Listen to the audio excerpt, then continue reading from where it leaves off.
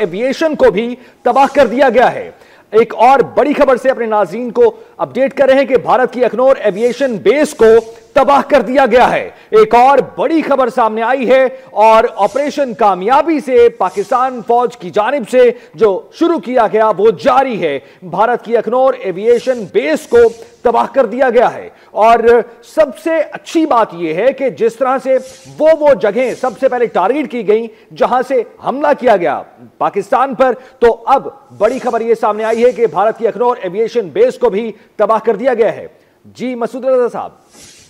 जी, मैं ये समझने की कोशिश कर रहा हूँ। एक्चुअली मेरा लैपटॉप भी बिजी है, मेरा फोन भी बिजी है, वरना मैं जानता कि अखनौर यानी हम कितना अंदर तक जा चुके हैं, अब तक कितने 100 किलोमीटर अंदर जाकर हम इस वक्त हमला कर रहे हैं। मुझे ये लग रहा है कि हम ज्यादा से ज्यादा दूर का फासला तय कर रहे हैं, हम अखनौर तक पहुंच गए हैं। तो ये एक ऐसी चीज लग रही है कि एक के बाद एक टारगेट हम उड़ाते चले जा रहे हैं और हम अपनी रेंज को बढ़ाते चले जा रहे हैं। तो ये अगर आप कैलकुलेट करवा सके तो जरूर देखिएगा। और मैंने कहा ना 12 बजे तक तो एयरफील्ड हमने बंद की हुई है, तो 12 बजे तक तो इंशाअल्लाह मुझे लगता है कि अब ये नजर आएगा जिस तरह से ये हमला चल रहा है। और देखिए, मैं ये बताना चाह रहा था कि हम बात कर रहे थे गोदी मीडिया की।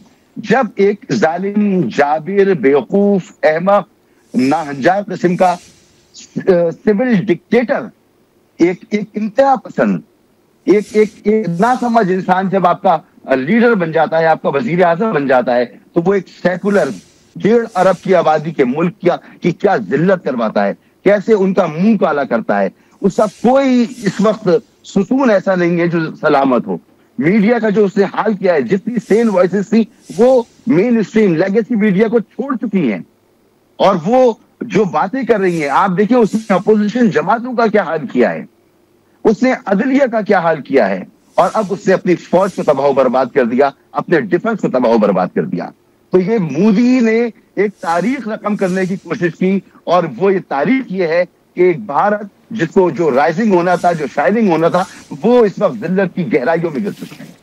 बिल्कुल, और दुनिया भी देख रही है। जिस तरह से DGISP ने कहा था जब हम हमला करेंगे तो दुनिया भी देखेगी। तो मसूद रजा साहब, अभी हम थोड़ा सा डिस्कस कर लेते हैं कि जो सिचुएशन करंट चल रही है इसमें जो भारत का बॉर्डर है वो किस किस जगह पर इंगेज है, क्योंकि एक तरफ चाइना के साथ भी वो इंगेज है, वहां पर भी उनको प्रॉपर फौज चाहिए। बांग्लादेश वाली साइड भी अब वैसी नहीं रही जैसे पहले थी, और फिर पाकिस्तान के साथ भी। तो ऐसी सिचुएशन में क्या भारत मुतहम्मिल हो सकता था ऐसी हरकत का? 26 आजादी की तहरीकें जो भारत के अंदर चल रही हैं, वहां पे भी भारत को फौज चाहिए।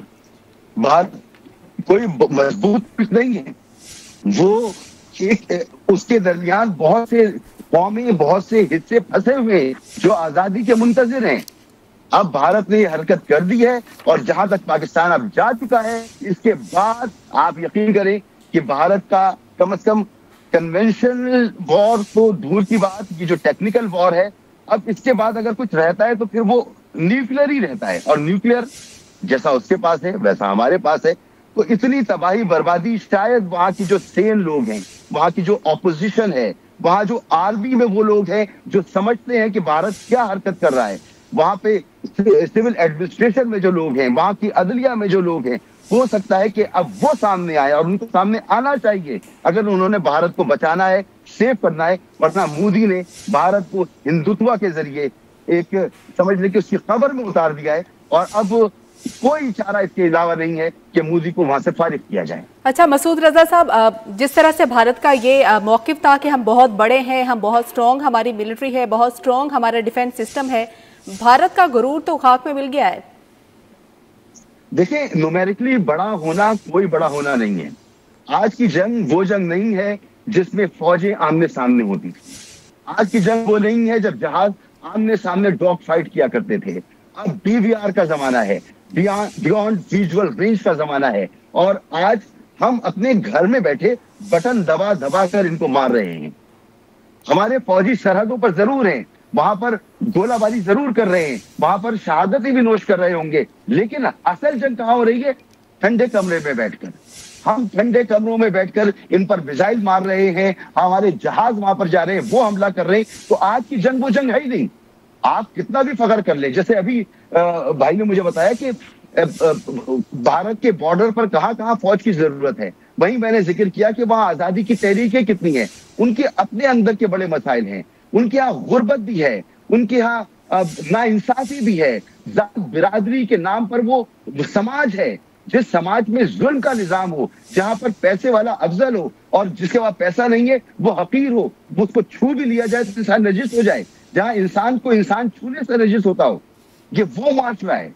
तो वहां पर उसका बच पाना बहुत मुश्किल है उस वक्त तक जब तक वो अपनी असल आइडियोलॉजी पे ना जाए, सेकुलरिज्म की, वो अपनी असल आइडियोलॉजी पे ना जाए जो गांधी की थी, बर्दाश्त की। अदम बर्दाश्त का भारत दुनिया को कबूल नहीं होगा। जी अच्छा मसूद रजा साहब, जिस तरह से इनके सिस्टम को नाकारा बनाया गया है, साइबर हमले भी किए गए और ड्रोन जो हैं वो घंटों 3 घंटों से वो भारत में उड़ रहे हैं, और जबकि पाकिस्तान की जानिब भारत ने ड्रोन हमले किए थे तो पाकिस्तान ने साथ साथ ही वो सारे ड्रोन जो हैं वो नाकारा बना दिए थे। तकरीबन 77 ड्रोन ऐसे थे जो पाकिस्तान ने मार गिराए थे। कितनी बड़ी अचीवमेंट है पाकिस्तान के लिए। देखिए, आप पहले वक्त से देखें, पहले हमले से देखें कि पाकिस्तान की जो टेक्नोलॉजी का एज है वो एज भारत में कहीं नजर ही नहीं आया। इवन उनके पास टेक्नोलॉजी है भी तो वो उसका इस्तेमाल करने के काबिल नहीं है।